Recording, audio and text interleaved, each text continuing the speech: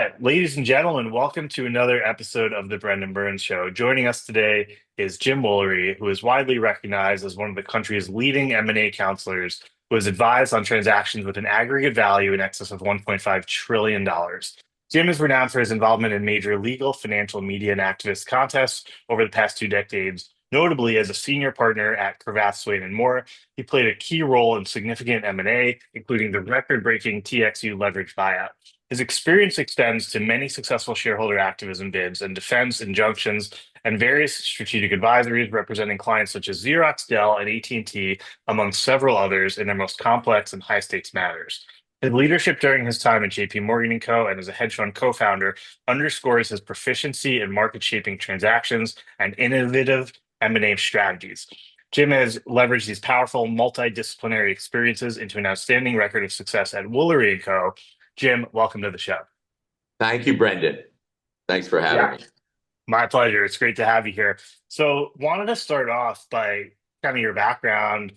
Then I don't have to get too much into your upbringing, but kind of how did you decide to become a lawyer and how did you wind up at Cravath? Well, it's kind of an interesting tale. My father was a lawyer in Eastern Kentucky, and in a town. I grew up in a town, Ashland, Kentucky, and in those places, and a lot of places around the country, lawyers operate as beyond being a legal advisor, as business advisors, as almost investment bankers in their towns. And my father was very much like that. He was in the coal business, he was in the trucking business, the beer business, as well as maintaining a law firm. And so I had that perception of lawyering growing up. And after going away to boarding school and college, I went back to the University of Kentucky because I thought I was going to live there and work there. And that was the best place to go if you're going to law school, if you're going to practice in that state. And I ended up in the beginning of my law school career, I was number one in my class. And I elected to take that opportunity and look. I realized that I could move away from Kentucky, say go to New York or Washington and come back. But if I started in Kentucky, I was kind of pretty much going to be staying there. And the number one firm at the time was Cravath, Swaine and Moore. And I sent my resume to them, and they elected to interview me. I think because of my class rank. They had never had a candidate from the University of Kentucky before. And back in those days, Cravath did a wonderful thing. They did the interviews all in one day. And at the end of the day, you either got an offer or you didn't. And I came up, I was very excited. I met with a bunch of partners, really enjoyed it. And they, at the end of the day, Bob Jaffe, who was a very important partner there, made me an offer. And I couldn't refuse. So I came up to New York City. Originally, I asked to be part of the tax department, but they didn't take me, so I went into corporate, which I think was fortuitous. And in those days, being a Cravath associate, the firm was not layered at that time. So I worked directly with, from my very first rotation, a partner. And and my very first rotation was banking, but we ended up doing a very large M&A transaction between U.S. Trust and Citigroup, which was a double reverse Morris Trust. And so I started off in M&A right away. I rotated, which is one of the great things at Cravath, you rotate. So I went from banking to London. I did a lot of firsts at Cravath. Cravath was a firm of firsts, but we did the first high yield deals in the history of Europe. The first deal over there was for Tag Heuer watches. And it again used high yield bonds, which was novel at that time. This was in 1996 in London. I then rotated back into M&A, and was involved as an associate with some of the most significant deals of the time, WorldCom MCI, for example, ABC Disney, just a myriad of transactions where Cravath was leading and I was the senior associate, but I was only a fourth or fifth year associate, but that's how it was then. At Cravath, they sort of threw you into the deep end of the pool. And within a very short order, they expected you to be able to organize a meeting between heads of state. It was that kind of thing. And I really took to that. I liked the work was hard and it was difficult at the beginning to understand everything. But because of my rotation and my background, so rotations were a little bit like giving you a perspective of playing offense, defense, playing special teams, being on the coaching sideline. So you got all these different perspectives as an associate, and I learned a lot through that method. I also had a practical background and kind of a common sense upbringing, and also a notion that, I had to really be able to explain something. If I couldn't explain it to you, then I didn't really understand it. Right. And I really focused on communication and understanding. And I think that's been a core part of my career, is the ability to communicate complex facts and prioritize them. Yep. So that was the background. That's how I got to Cravath. A little bit of a circuitous route, but it was from the very beginning. It was a wonderful place to be, and really exciting. Yeah, it's a great story on how you wound up there. It's funny, in 2010, when me and my roommate both interviewed at Cravath and ultimately got offers, but neither of us got the live offer that we were expecting. And I was in Damien Zubek's office. He was the corporate hiring partner at the time, and telling me how, oh, this is great, you're great.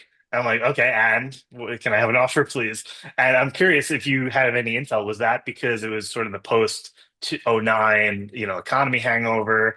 Some theorize that Cornell, we went very early with our interviews before you guys had a chance to meet other law school candidates.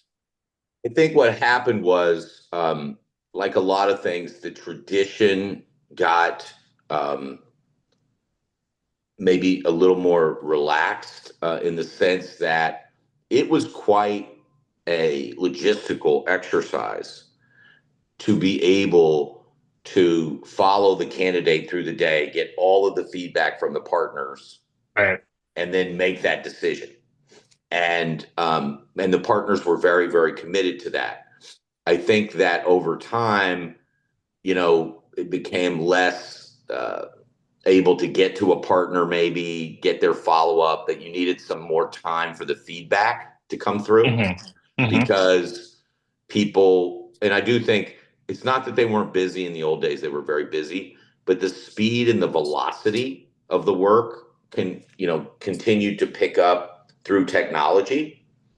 And I think that made the process of doing a one-day offer somewhat untenable, because the recruiting people couldn't get all the partners on the phone in time, because they'd be off doing a board meeting or there'd be some crisis over here. And so that's why that happened. Got it. No, that makes sense. I'm curious, obviously when I was there, I didn't rise the ranks to partner like you.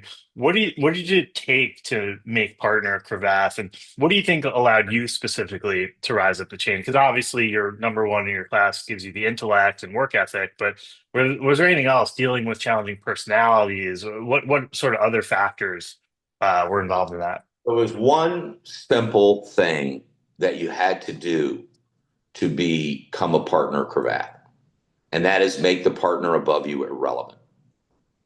So the clients called me. I became a partner. I was declared one later, but I was already one by the time I came up, because I was functioning that way. I was functioning with the client. The clients had accepted me as a partner, and they were, although I didn't have the title, substantively, they were coming to me instead of going to the partner. And if you're a Cravath partner, um, you want to be able to leverage yourself. And so if you have an associate that's able to take on that role, it greatly enhances your ability as a partner to expand your business. And it, Right. it sort of tells you that this is a person that can do the job. And so I think that's the number one thing. There, of course, there are other factors. Uh, there were factors like presence. I have a strong presence. Factors like, relatability and communication skills and so on. But at the very bottom of it all, it was really substantively replacing the person above you without replacing them. Yeah, I mean, that makes a ton of sense because if you're acting that way and fulfilling results in that capacity, why wouldn't you be named and compensated by the firm for that? So, to kind of drill down one level further, what were you doing to get your clients to look at you that way? Obviously, it must have come down to like being able to lead transactions or do higher level work before you were officially named partner. Like, what were you doing that made the clients come directly to you and not need to go over your head? Well, I was applying my experience and I was giving critical advice on the critical issues that the clients need answered to. And the clients also relied on those judgments as correct, and many they were correct, or they would check it and it would be correct. So Mhm.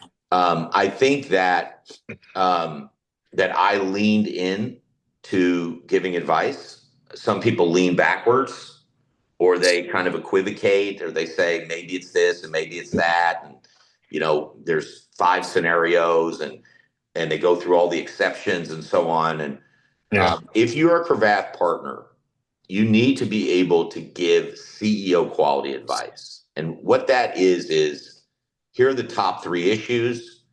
Here's the major uh, uh, risk reward of those issues. Here's how I expect them to play out.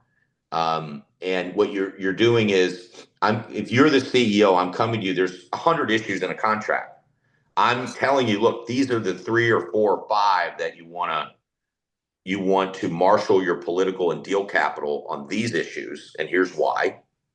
Mhm. And then you need to, of course, handle these other issues. But we can trade some of these lower. Let's trade a issue number 50 for issue number 3, and let's have a strategy to do that. There are 3 areas that matter in every deal: the money, the certainty, and the risk, the allocation of risk.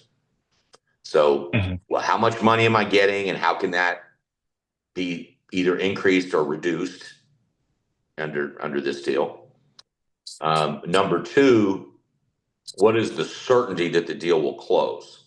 Every deal has contingencies mostly, and the certainty aspects are extremely important. For example, for a seller. So once a public company, has gone out and raised its hand and said, I'm going to merge with X and they're going to buy me, they start losing employees, things start to change, and they're out there publicly, but the deal hasn't closed yet. Right. So from a seller's perspective, you want to have a really locked down contract. You don't want to have a bunch of outs in it. And then the third area is the risk allocation of what happens in between signing and closing and after closing, right? And so, in between signing and closing, things can happen. Who bears the risk of that, and why? And what is the logic of that? So, in some cases, it's just pure leverage. Like a a party on the buy side will say, "Listen, I'll pay you an extra dollar, but I'm not gonna agree to these terms. So you're gonna drop them." So you have to look at the money and trade that off against the certainty and the risk. And my ability to do that and articulate a plan and strategy to do that was core to my success. Mhm. Yeah, that makes a ton of sense. I wanted to sort of ask the follow-up question, which is, at what point did you consider yourself not just a corporate lawyer, but potentially an investment banker? When did you think about making that transition? Obviously, it sounds like it's rooted back to your old days in Ashland, Kentucky, and your father sort of playing both. But that planted the seed. But when did it more formally reemerge in the sense of like, I'm going to make this transition? Because in New York, you kind of are one or the other, even if you on paper do both. So I was fortunate in being at Cravath. You really don't have a boss as a young partner. I mean, you sort of have some senior partners, but again, it's a little bit different now. But then we were all very independent, and as a young partner, I decided to take the Cravath business card and go out and seek my own transactions, and I had an enormous amount of success with that as a young partner. So I was able to when I left Cravath in 2010, I was the second highest billing partner in the firm behind Evan Chesler, who was the presiding partner. And I also liked making judgments. For example, I often charged premiums on deals at closing to the actual legal fees. So let's say there was 2 million in legal fees, the bill would be 8 million or 10 million, with including the premium for getting a great job done. Hmm. What I always did at the very beginning, clients would say, "Well, how much is the premium? And let's figure it out now." And I'd say, "No, you know what I really want to do? I want to bet on myself because I think you're going to be super happy. And I'm not going to make you commit to a premium. I'm going to suggest one at the end. And if you don't like it, don't pay it." The Wow. power of that was enormous. And when you actually get towards the closing, let's say you're on the sell side again, and the people are getting paid, that's a good time to discuss your fee. In the beginning, when nobody's getting paid anything and it's all expenses, not so good a time. Yeah. That's So actually really smart. You defer that conversation more formally to the day they have a huge check in their hand and they can give you a slice of pie. that's country lawyering. Okay, that's old fashioned common sense. And so that combination of being able to operate at a high intellectual level and manage the deals intellectually, and then having the practical sense and also the independence that Cravath provided. I shot up the league tables in a few years, and I began operating almost as a lawyer banker type um, at that time. So I often was consulted on large deals and issues, including by the big banks. And Hmm. I also felt that I had great client relationship skills. And frankly, I really loved the learning part of all this Wall Street stuff. And it isn't that I had run my race as a partner, there was more that I could have done, but I understood it. I understood what it was all about. I had done the Lenovo deal, the first Chinese U.S. deal in history. I lived in China for a year between IBM and Lenovo. I had done PricewaterhouseCoopers separation of its consulting business. I had done numerous hostels.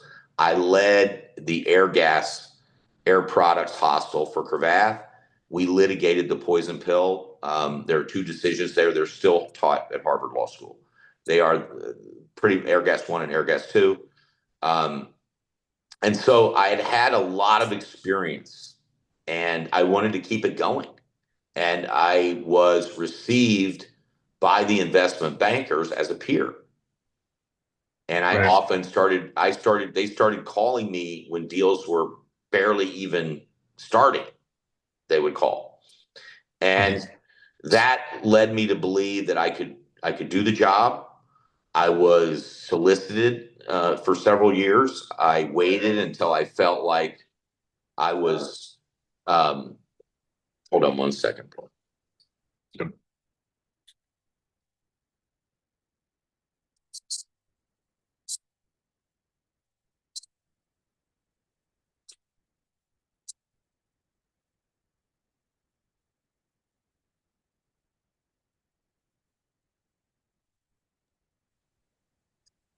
So I had led some of the most significant transactions as a lawyer in the marketplace at the time leading up to 2010. I had at that time also secured the second largest fee in the history of Cravath.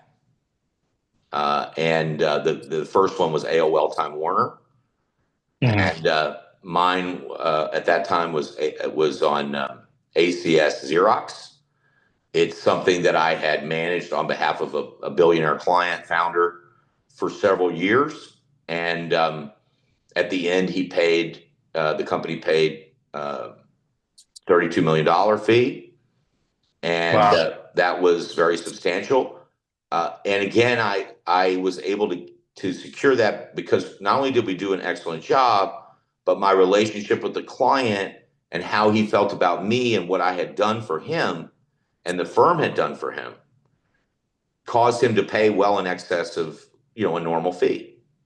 And um, and I had also, as a lawyer, had the experience of developing new technology. For example, in that deal, um, we put in the so-called Xerox language. I came up with it, and it precluded. It meant that the banks who were financing the deal could not be sued outside of Delaware or New York. In the financial crisis, what had happened is because the banks were not party to the merger agreement. The merger agreement says, any dispute will be in Delaware. They're not party to that. And so shareholders or other third parties could sue the banks for tortious interference for not funding. And they did so in the financial crisis in Conroe, Texas. I developed a mechanism to thwart that in one sentence, and it is still the model form today. So I had done a lot and had a lot of success and experience. And as I say, I wanted to keep that going. I was a huge fan of Jamie Dimon. I thought he was a once in a generation CEO. Uh, Mhm. I thought JP Morgan was, the bluest of the blue chips. And they offered me a very senior role, and I took it. Yeah. It I was a mean, very hard thing to do to leave Cravath, though, I must say. yeah, yeah. I mean, that's worth kind of one question, which is obviously it made a ton of sense. Personality wise, background, even the country lawyering angle is I'm a banker and a lawyer. And so if you're sort of playing both, it's time. It made sense for you to take that next step. But what was that like on an emotional and relationship level with all the people? Because Cravath had to have felt like a family. It was You're a total family. I yeah, still feel that way about the folks. It had been my only real job other than summer jobs, yeah. and I bled blue. I mean, when Cravath didn't get on a deal, forget about me not getting on it, but just the firm, it bothered me. So I had a very love of the firm and a competitive. I was very competitive, say vis-a-vis Wachtell Lipton, because Yep. they were the other. They were kind of the ascendant firm. They were moving up, and there was a lot of competition there, and I embraced that and really enjoyed it, and loved working with and against Wachtell. They're great lawyers. But we created a lot of legal precedent between Cravath and Wachtell in that time, and I was in the heart of that, Hmm. and Yeah. so, but it was very difficult. It was emotionally very taxing, and I would say it was not an easy thing to do. Yeah, I mean, I couldn't even imagine because my 3 months at Cravath shaped me as a person. I worked for Craig Arcella, spent a lot of time with him one on one, both on live deals. As a summer, I was in Chicago for about half the summer on an IPO. And then the other half was at nice restaurants in New York talking to him about life, you know? Yeah. And I get emotional even. I mean, I know they've moved offices since, I think, but when I would walk by Worldwide Plaza, I would think so fondly. And I come from a family of lawyers, and so they really wanted me to work there for a year, and I have some regrets about not doing it. I went straight to Lazard, obviously, to do banking, but Yeah, it was the right decision, but also it must have taken a lot of inner strength to, close that chapter when you obviously could have just, ridden that out and, more of the easy route. Like you challenged yourself to the next level of your career, but you totally could have stayed. I did, and I recommend that to everybody listening. I think continuing to learn and be challenged is a critical aspect of not only career but happiness. Yeah. And because continuing to learn is continuing to be happy and feed your happiness. And that was the one thing about the model. I mean, you're there for life and retirement and everything. And so for me, I'm not sure it was the right uh, setting for my lifetime. I was there almost 20 years, so it was a real portion of my life. And again, I have great regard, but I think I would have been bored, and it probably would not have inured to my benefit. I love the creativity of this business. Yeah. No, I couldn't agree more. And that's well said. Even Tony Robbins says progress equals happiness and taking that next step for growth. So talk to us about the transition. You come in, it's easier, I think, in many ways to transition from a senior associate in corporate law to an associate or VP in banking. You are now the co-head of M&A globally, if I recall. And Yep. that comes with a lot of granular technical knowledge, but also high level investment banking experience that obviously you overlapped with at Cravath, but what was that transition like? It was daunting. I'd say the most daunting thing is taking the tests because you have to take the tests, and Yeah. they had made the tests harder, and you couldn't really fail the tests, and I'd already taken the job, so I had to really bone up on option pricing and some esoteric areas. But I would say that on the deal side, it was wonderful, interesting. JP Morgan is JP Morgan, so the amount of stature and so on, um, and sort of leverage that you had in situations was enormous. The connective tissue and relationship capital of the firm is second to none. And so that aspect of being a senior banker, running deals, handling clients, managing the team, that was very enriching, and I super enjoyed it. And that part for me was a fairly easy transition. I had things to learn, but they were learnable. I would say the part that was more of a challenge was the politics of a big company. Right. And JP Morgan's an enormous company. There's a lot of politics, and there are a lot of egos and a lot of different divisions, and even within investment banking. For example, the folks that do the financing business there, they think that the financing business should come first before the M&A business, and so we should take the financing role and not the M&A advisory role sometimes. Or Right. the equity people think that they should be in a certain position. Clearly, the financing people had more power, and it was a bigger part of the business.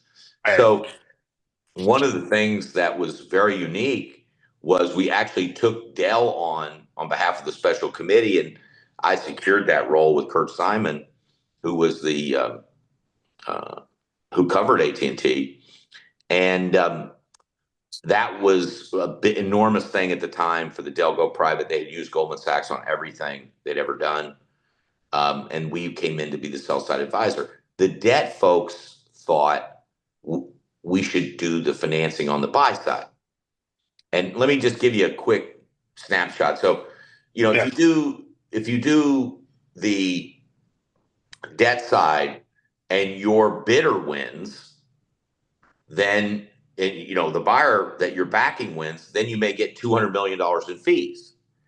If you do the M&A sell side, which is very prestigious fees, right? It's very high profile. It might only be $50 million in fees. But the certainty of the fee of the 50 is much higher because if they sell to anyone, you're getting the 50. Right. On the leverage finance side, it's a one of three type of thing. So we would have these debates, and it was I was, as a senior leader in the investment bank, I was directly involved in those debates, and they were always very businesslike, very professional, very much about what's best for J.P. Morgan. Those was absolutely fine, but we were able to grow the M&A business while I was there. We were able to take some share from Goldman, But and we were it sounds like there was, when you're at Cravath though, like you do the deal, like you get paid, everyone's aligned. Now you have a couple different divisions. You have offense and defense and special teams, and that's not right. everything's fully aligned, which makes it harder. That's absolutely right. And not Yeah. everybody's going to get paid on that deal. Right. Right. And so that creates a dynamic. And one of the things that Jamie was very focused on was trying to implement the cross sell between the divisions. He's still focused on it. That was a place where I worked a lot as well. I worked a lot with Doug Petno, who ran the commercial bank, and working between the investment bank and the commercial bank. And that effort that we put in place back then is still ongoing, and it's grown and grown. So there was a lot of good work to do, but again, there were politics. I would say the politics of the business on deals was less challenging than the politics of just politics, right? And Yeah. the one thing in investment banking is that the way that folks get paid is often by the seat that they hold. And if you're in M&A, the only way to move higher in many ways and take a higher role in salary is to have the person that's above you not be in that seat and you to be in that seat. Right. So there's a lot of stuff that goes on with that. And again, it's all normal, I guess, and so on. But that part of it, I didn't love. Yeah, no, it makes sense. If someone were kind of in your shoes from the time that you were senior partner at Cravath and were looking to make a switch, and they asked you, "Hey Jim, I have this opportunity with a Morgan Stanley or a JP Morgan, but should I consider an elite boutique that does M&A predominantly, such as a Lazard, a Centerview, or an Evercore? Would you advise differently?" Uh, no, because I think that again, there's a certain optionality factor in these career dynamics. You can go to J.P. Morgan and then go to Centerview, Sure. right? You're not Yeah. probably going to go to Centerview and then to J.P. Morgan. So the big bank is for me was an enormous learning experience. It was, you could learn a lot more there. There was a lot more to learn and a lot more businesses to understand than at a Mhm. boutique M&A investment bank. And Right. so for me, that part of it was super duper attractive. I really was, to this day, I rely on the meetings I was in, what I learned. Every Friday at JP Morgan, there was a 8 a.m. meeting. The heads of all the businesses, head of debt, head of M&A, head of equity, head of Europe, head of convertibles, so on. And they would go around the room in an hour, and you had 3 minutes. You talked about what you did that week in the M&A group and what we expected next week. It was the greatest meeting I've ever been in my life. And the reason is because in 1 hour, I would hear what's going on in the entire world, what's going on in Asia, what's going on in London, what's going on in the equity market, where's the debt market, and as well as where it was headed. And I could use that information, and I also learned a great deal from that. I learned a great deal about the interrelationship of markets, the interrelationship of businesses. If you push one thing here, what happens on this side? So that was uh, invaluable. I just can't emphasize that enough. It was it was crucial for me, particularly as a lawyer. If I had grown up as a banker, that might be different. But as a lawyer, I really got a very well-rounded education, and I was also able to partner with all those groups. I love partnering with the debt guys, and I love partnering. So I love partnering with the commercial bank. I liked working together because when we worked together, we were unbeatable. Mhm. Yeah, that makes sense. Last thing on JP Morgan, and I want to kind of talk about your transition to the buy side.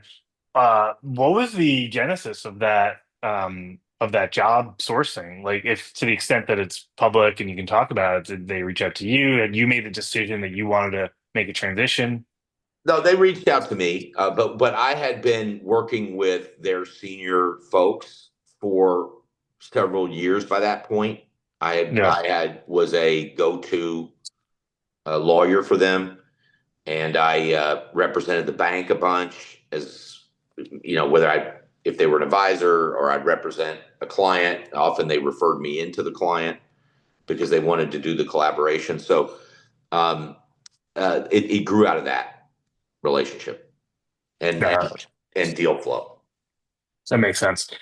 And yeah, so let's talk about kind of, the last two steps across the bridge. As we have about 20 minutes, is to the buy, hedge fund investing, and then ultimately to Woolery and Co. So talk to us about that. I mean, when you were at Cravath, for example, did you see that the banks were closer to the transactions, for example, and then the hedge funds were even more closer because it was their deals? Like, what was the sort of the thought process and desire on I that? was, I was very into, and I still am into trends. So one of the great quotes that I love is, "What's the difference between a good hockey player and a great hockey player? A good hockey player skates to where the puck is. A great hockey player skates to where the puck is going to be." Wayne Gretzky. Yeah. So the skating to where the puck was going to be, the uh, the I had a deep understanding of the governance market or governance law in the United States, and I then had an understanding of the markets from J.P. Morgan, and I believed that the shareholder side, which had been largely passive, except for a few exceptions of raider types, that the shareholder side was going to change. It was going to become more empowered. It was going to become more there was going to be shareholder proposals and dynamics coming out of the shareholder base, and it wasn't just going to be from a small little firm, but there were going to be people that were very sophisticated, as sophisticated as we were at J.P. Morgan, who had a point of view on how to drive value. And I also believe that business, what they call activism, could be done constructively without hostility. I actually copyrighted a phrase called constructive engagement, Mm. and I had written about. In fact, the Wall Street Journal ran an editorial that I wrote about the change in what was going to happen, and it was very early. I predicted, and there were other people as well, but where I was saying that, look, boards are going to have to really get on their front foot with their shareholders. They're going to have to engage with them. At that, believe it or not, for years, directors didn't ever talk to shareholders. Mm. There was no direct dialogue. It all came through investor relations, up through the company, and was reported out. But a director did not get on the phone and talk to BlackRock or uh, XYZ firm. They didn't do it. And I believe that was going to change. And it has changed, of course. But I believe that was going to change. I believe that there was a role for a constructive player. And so I came up with an idea for a friendly activist firm Hmm. that had CEOs in the firm. So when we launched Hudson Executive Capital, we had, I think, 30 or more CEOs invested, public company CEOs. Some of them were active CEOs. And the strategy was really to take the investment banking and legal skill, whereas a company may, uh, you know, uh, there may be an M&A deal for a middle market company out in the offing. What we would do is take a position in the company and then help them get that deal done, just like I'd done before. So, but I had an actual direct stake in the equity of the company, and I had a very good sense of which large companies wanted to buy which middle market companies. It wasn't inside information; it was just known. But more than that, had the ability to unlock that deal. Right. And so, because I had the banking and the legal skills to do that, and so raised about, I think, 600 to 700 million dollars, Wow. and that was that again, Brendan. Folks are a lot of folks are not as familiar with the structure on the buy side, but you have the LPs, which were like the endowments, the sovereign wealth funds, the family offices, the billionaire types, as LPs. And then you had at the GP level, you had private equity firms, and you had hedge funds. What was happening, and what I could see was happening, was that the LPs were going to become more strategic. They were going to move down into the GP slot somewhat. They were going to share that role, which of course has Right. exploded now. Yeah. But at the time, that was early. But I believe that was going to happen because the economics of it were overwhelming, Hmm. and so I again saw that as an opportunity, saw the ability to come in and be a constructivist, and it was a wonderful, wonderful strategy. There was only one problem, and this is something I had to learn once I had jumped out of the airplane, um, and that is that hedge funds, they have 30-day money. Their money can be called and redeemed pretty much, right? 30-day liquidity. Yep. Yeah. But the strategies were 2-year strategies. They were a Did you guys year. not have a capital lockup period? We had some lockups and so on, but the the reality is that you had to hold back. You couldn't deploy 100% of your cash. That would Of be course. Yeah. extremely irresponsible, right? 100% agree. Yep. So we ended up often deploying 50% to 60% max. And so that meant that if you got a 20% return, it was really 10, right? And so that dynamic, I did not love. And then the other thing that happened right out of the box, right when I announced the firm, uh, China depegged its currency. And so we had put on these positions, and the market moved down 1,000 points, which at that time was a lot. And we were down 23%. Hmm. All right. Now, if you've been in hedge funds, okay, down Yeah. 5, down 6, down 8, 23%. Within the next year, I did 3 deals. And by the end of that year, we were up 23. But it was so stressful and volatile. And Yeah. everybody lies about it in the business. They all say, it's fine. They don't watch the tickers. Not true. When when Right. you're when you're Yeah. up, when you're up, you don't feel safe. You don't feel good. And when you're down, you feel kind of gnarly. So there Hmm. was not a great emotional upside to it. Yeah. I felt a lot of unhappiness with that, and with that dynamic. And again, until you do it, you don't know how you're going to react. Some people, they like that, right? They like that. That's a challenge for them. They like that dynamic. For me, it was extremely stressful. And it wasn't a stress that I grew up with. I grew up with all kinds of stresses in deals and things, not Yeah. that one. And so I elected, once we had recovered, to sell my interest back to my co-founder, and to go Hmm. back into advisory. And I wanted to take all my skills from law, senior lawyer, highest levels, senior banker, highest levels, senior hedge fund manager, highest levels, put that into an independent advisory firm, one that could also bet on itself. So I wanted to be able to take performance related fees. At Woolery, we don't get paid hourly. We bet on ourselves, Hmm. and we get more performance oriented fees. We are aligned with the principals or the founders or the clients. We're aligned with them. And I wanted that dynamic, and that upside. And I, at the same time, I wanted to be able to be creative. I wanted to be able to be independent. Yeah. I have seen and done a lot of things in my career. It would be hard to list all the things that are sort of novel. There's many, many, but I enjoy that. That's because I enjoy that. So I enjoy doing the first this or the first that. Last year, even though I'm a deal lawyer, I argued a case in Delaware. I help raise, I assist clients in raising their capital. So I'm doing investment banking stuff. I'm Yeah. doing some litigator stuff. I'm doing corporate lawyer stuff. And I get to use all those skills for our clients.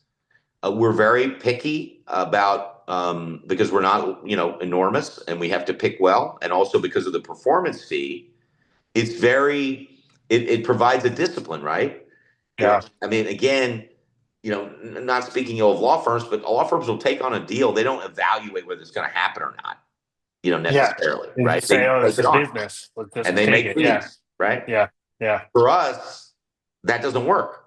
So we have to really give people really good advice at the front end. And people really value that. The trusted advisor foxhole model. Who are you going to call, right? Are you going to call a guy to a big firm who's got 30,000 clients and 25,000 conflicts and they have a lot of other things going on? Are you going to call somebody who's already bet the farm, bet their own firm on you and is, really, has no incentive to fast walk you to a deal? Yeah. And frankly, bankers and lawyers sometimes do have that incentive to kind of walk clients towards deals because the deal complex gets paid that way. Yeah. We don't operate that way here, and that flexibility and creativity, and again the experience, and then we have an enormously talented team of lawyers and bankers. We work.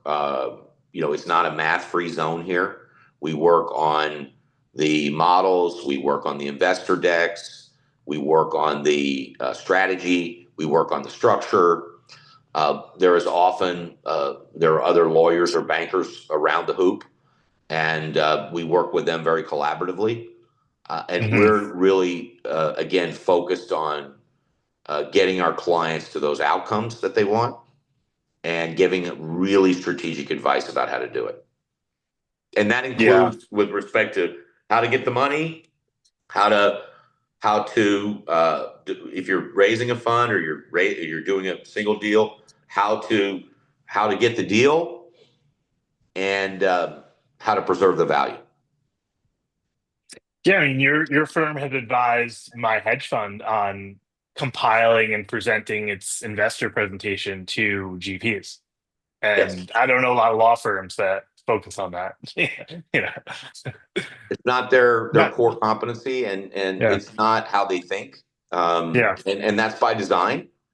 And again, so we can be a lawyer and a goalie, but we can also be a commercial advisor and talk about how to put the ball in the basket.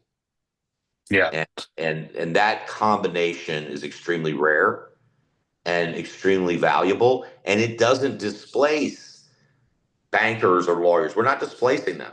We are often reducing the overall cost and risk because once you bring in a big law firm, you start to bill it 2,000, 2,500 an hour, and you got 15 people on the phone, and it's just how the structure of the firms are now. And so we're able to get clients, sort of, let's say, across the 50-yard line and sort of more towards the red zone before they incur those kind of expenses. Yeah. Yeah. I mean, it makes sense. And I was going to ask you, kind of given the wide career experience that you have across banking, law, and investing, coupled with the flexibility of being a managing partner, where do you want to take Woolery and Co. directionally, given that you have a lot of different ways you can take it? Well, what we want to do is we want to grow the business around deals and situations where we can take a stake in a primary role. So we really want to be involved directly and helping people get to where they're going. So I would say it's advisor plus, and we want to grow that business. We want to grow the stature and prestige of the firm by doing, um, very complex, high-end work, and we do. We just took on a matter in Delaware involving Endeavor, which is a very complicated matter, and Yep. there we're giving litigation and valuation advice. So but again, that combination of being able to see the litigation side, the corporate side, and the banking side, to be able to see those things together at one time is very valuable for clients because you don't have the silo problems and you don't have the sort of Tower of Babel problem where the left hand doesn't know what the right hand's doing. And a lot of the mistakes happen or problems happen because there's some sort of Tower of Babel happening where the tax people didn't know that the corporate people had changed the structure or something like that. The people haven't communicated it, and we try to look over the overall deal. And again, in the Cravath way, that's how I learned. When I was coming up, we had max two partners on a deal, but usually it was one and two associates. Now it's 15, 10, 8. Um, and that's no knock on anybody. That's how the business has evolved. But something has been lost with that. And what's been lost is that overall advisor who can see the whole field and give independent advice around the entire field. And that's what we can do. And I want to grow that business. And lastly, I would say most importantly, we have very deep relationships that we develop with people. Darwin Deason was a client of mine at Cravath. He's still with me, and I've done enormous amount of things with him. He has a large family office. He's still invested in Xerox and Conduit, which are public companies. So that just shows you that's been almost a sort of 20-year type relationship, and we look for those kind of relationships. We want to be with folks that we can service and be with for the long term. We don't Mhm. want to be in the transactional velocity machine. That's what the big Yep. firms are in. They have to Yep. constantly hoover up new clients. It's in many ways they take their older clients for granted more and Yep. more Yep. because they're constantly wanting to get a new client or a bigger client, and we don't have that need and we do not have that desire. We're not trying to be in the league tables. We don't even report to them. We don't Yeah. report to chambers. We don't care about any of that. We are a Green Beret outfit, and we operate by reputation and referral. Yeah. I love that.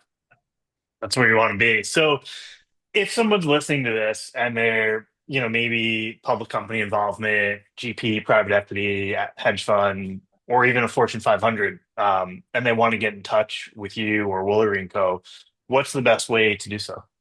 917-841-4832 is my cell phone. I pick it up on the first ring. I'm very approachable, reachable, relatable. We have a website, wooleryandco.com. We have all the typical materials and all of that. We have LinkedIn and so forth. But the best way to reach us is to reach me. And I will directly talk to the parties. And I'm not sort of made of crystal and sitting up on a top floor and having all the other folks do the stuff, and then I kind of come in and cut the ribbon. It's not how we're doing it, and that's again the value.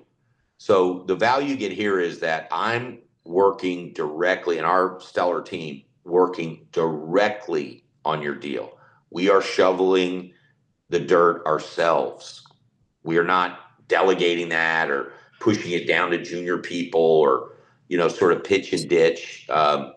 It's not like that here. We do the work ourselves, and that's what creates the value. That's the model. Yeah. No, that's It's fantastic. old fashioned.